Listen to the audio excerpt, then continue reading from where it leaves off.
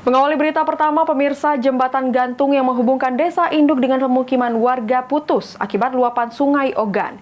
Atas kejadian ini, sebanyak 8 anak-anak berhasil diselamatkan karena ikut terjatuh.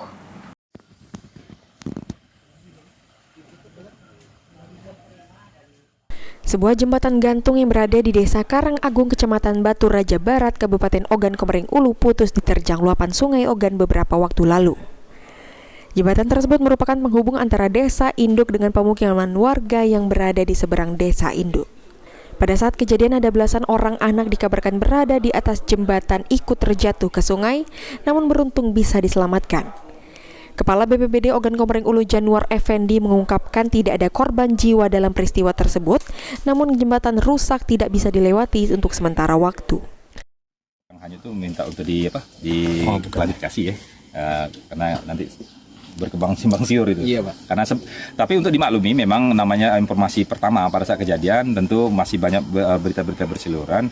Ternyata yang 15-an itu adalah orang-orang atau anak-anak warga yang sedang menyaksikan limpahan air banjir. Nah, kemudian di antara belasan itu sejumlah anak-anaknya sekitar 7 atau 8 orang. 8 orang itu jatuh, tapi kemudian segera dapat diselamatkan dan terhindar dari musibah yang lebih lanjut.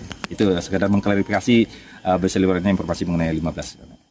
Sementara itu, Kepala Desa Karangagung mengungkapkan jembatan tersebut merupakan akses warga ke pemukiman penduduk di seberang desa yang berjumlah sekitar 30 kepala keluarga.